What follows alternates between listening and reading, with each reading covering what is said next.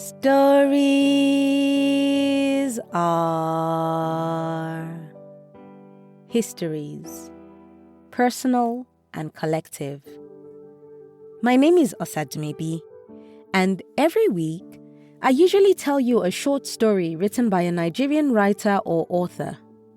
But this is Series Week, where I tell you a story over the course of 2 to 7 consecutive days. Basically, however long it takes to complete the story. Series Week will occur once a quarter, and the stories featured will still be written by Nigerian writers and authors, but will either consist of a sequence of related episodes from one story or a set of stories linked by a common theme. That's the long and short of it. So without much ado, today's story is by Zubair Hassan Baba, and it's the first part of the story titled Along Came Love. Listen in tomorrow for the second part. Lokoja, 1967. Help me. I heard a faint voice which lacked vigor. I thought I was hallucinating, but I was sensitive to sound, so I stopped for a few moments and listened. Help me. This time, as if sensing my presence, the voice sounded a bit stronger. I scanned the scene before me. The only road which cut through the heart of Lokoja had become a cemetery with no coffins. Dead bodies as far as the eyes could see.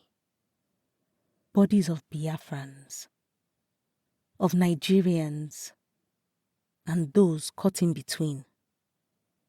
Lokoja was the battlefield those two knuckleheads could test their newly acquired independence on.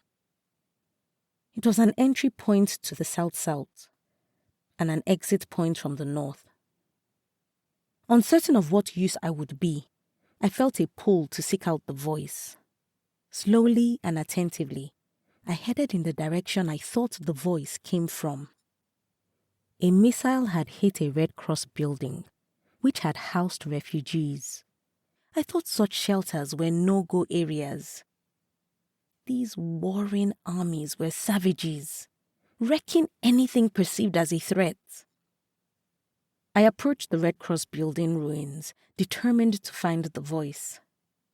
I sidestepped bodies as best as possible, and where unavoidable, I stepped on a few as lightly as I could. My goodness. They smelled like charred pork, dipped in burnt sauce. My stomach rumbled. I had not eaten in 2 days, but far be it from me to feast on fellow humans. I was no cannibal, God forbid. Help me. The voice came again, sounding much closer. I sidestepped a few more bodies. Then, about to step over another, I saw movement. She was soaked in blood, hers and others. Her head bore a deep cut. I could see the white kaput shielding her brain. She was missing a leg, and a heavy boulder lay across her chest. Too many injuries for one person. More pain than I could imagine. I winced at the thought. I tried to push off the boulder, but it didn't budge. I weighed only 60 pounds, and I was weak from hunger. Let it be, she said. It sounded more like a command. What happened here? Long story. I'm so sorry. Why? You didn't do this, she said. She was right. I didn't. Our government did.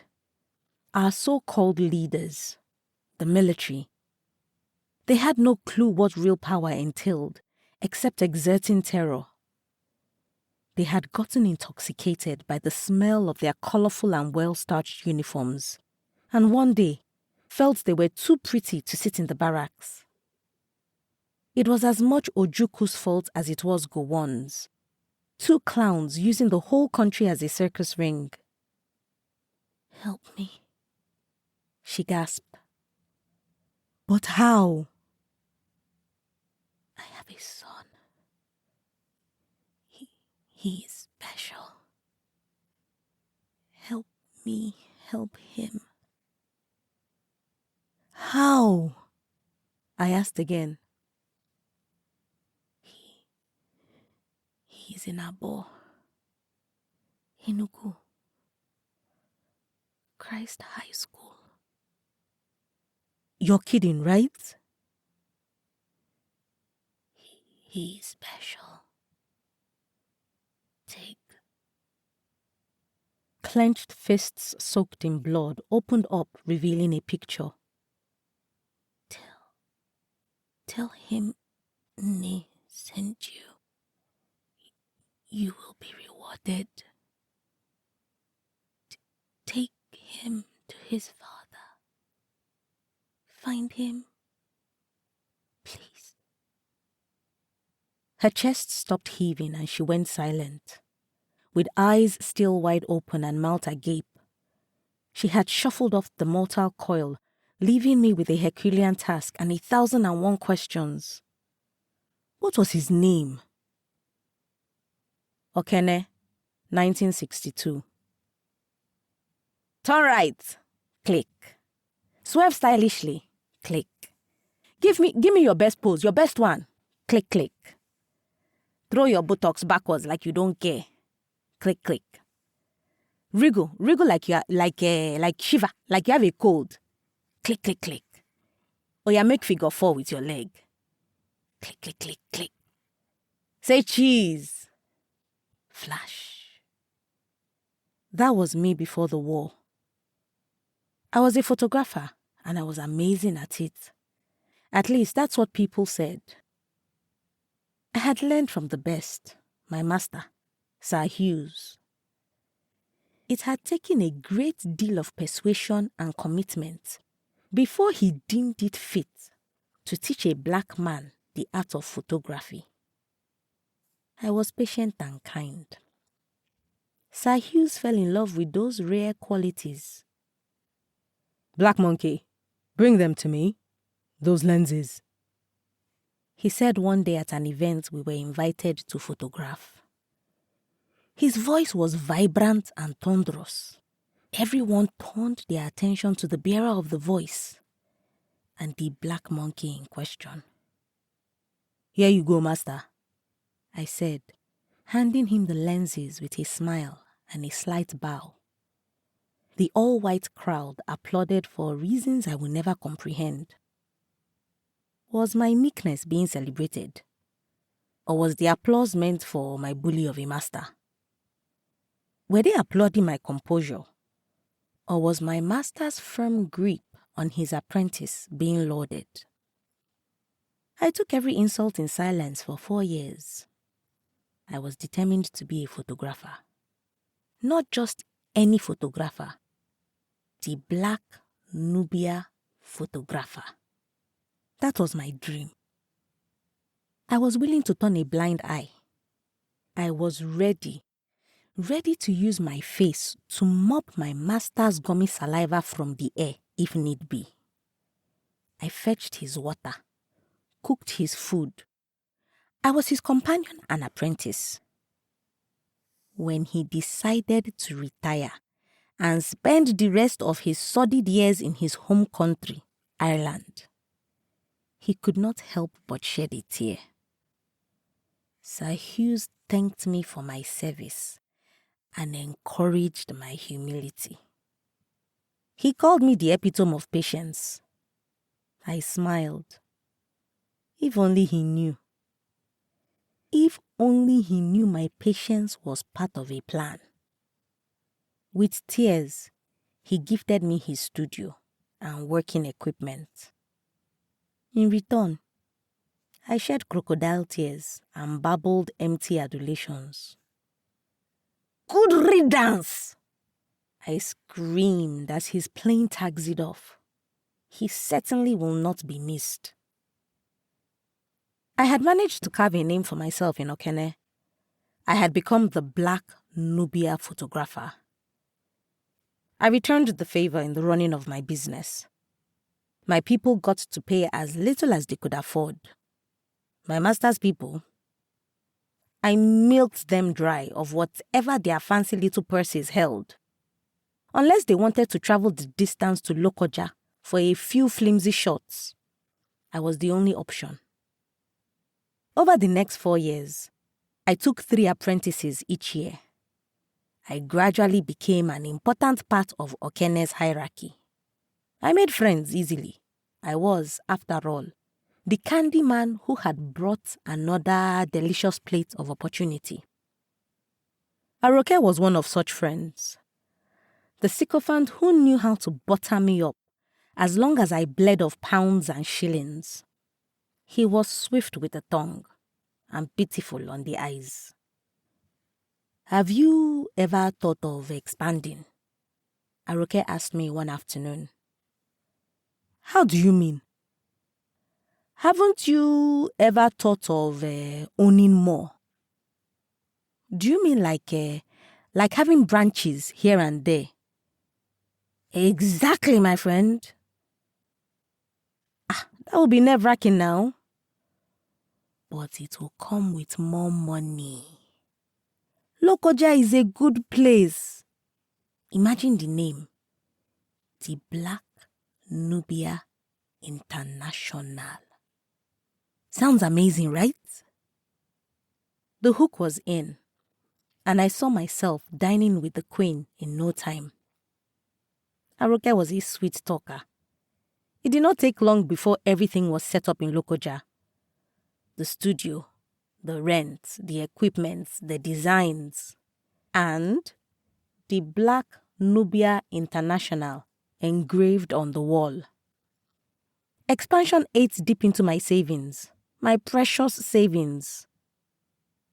Aroke was a damn good sweet talker. Lokoja, 1967. How well can a damn good sweet talker talk a bullet out of penetrating? How well can he, with a mesh of metaphors and other figures of speech, disarm missiles? As it turned out, not at all. We had been having a good time, reminiscing about old times, when a bullet pierced through the window and found a permanent place in Aroke's neck. I watched him bleed like a dog sacrificed to Ogun, the god of iron. War was upon us. A few months prior, after the Aburi Accord, Gowon had further divided the country into 12 states. Ojukwu in turn denounced the Nigerian marriage and pledged the East would stay a spinster come what may. Biafra. I had told Aroke that Lokoja was a snake business. We didn't know when it might bite us in the behind. As usual, he disagreed.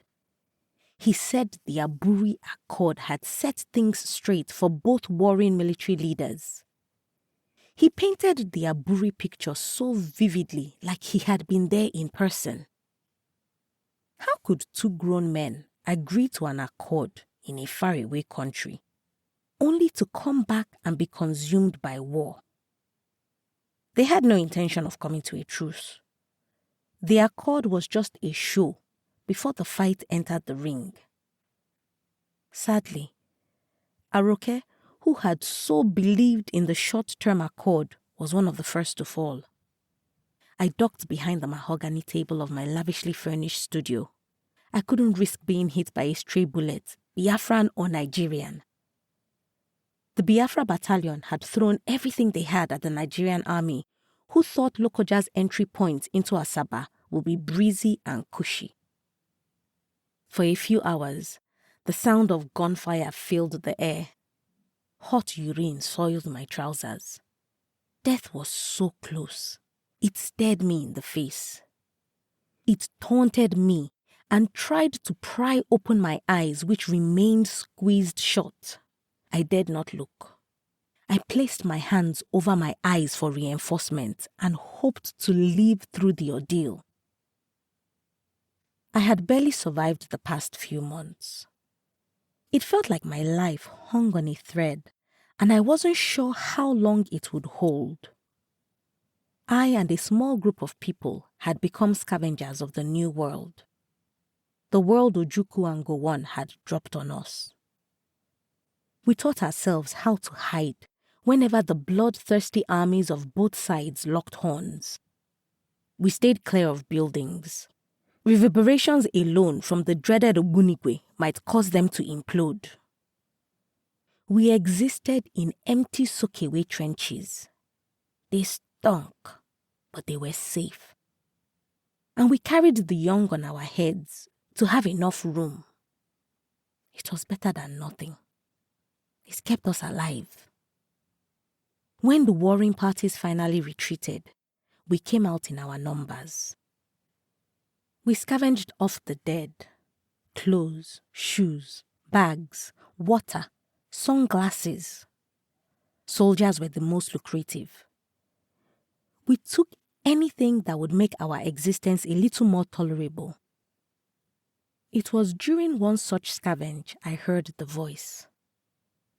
It called to me and drew me in, no matter how hard I tried to ignore and keep moving.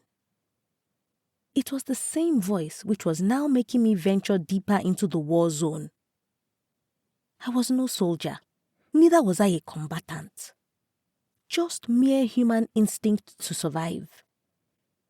A once-upon-a-time photographer, holding onto negatives in the hopes of pretty pictures emerging from this cavernous ordeal.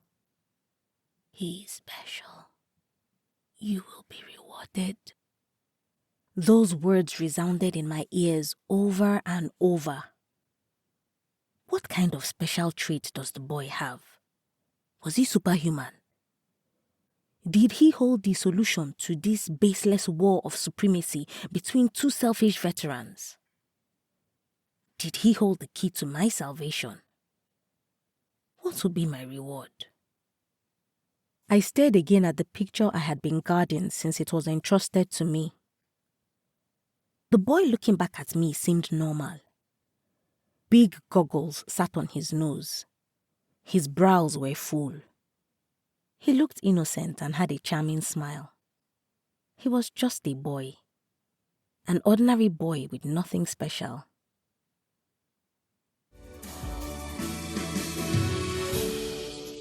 Zubair Hassan Baba is a talented historic fiction writer residing in Abuja.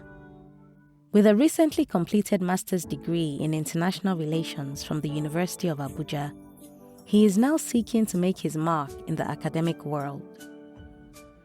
In 2021, he was honored with the prestigious Badam Muriya Writing Fellowship, powered by the MacArthur's Foundation, further solidifying his reputation as a rising literary voice. Beyond his award-winning historical fiction, Zubair has also authored several other acclaimed works. You can connect with Zubair on Facebook at Zubair Hassan Baba, on X at Zubair Day for You, or via email at hassanzubair259@gmail.com. Details and links will be in the episode description. If you've got a story you would like to be featured on this podcast, or a published book you want to make into an audiobook, send an email to info@osadumebi.com, or send me a message at osadumebi on either Facebook, Instagram, LinkedIn, or X. I look forward to collaborating with you. And if you've enjoyed this week's episode, please subscribe, leave a review, and tell someone, everyone, that stories are a good escape for a few minutes each week.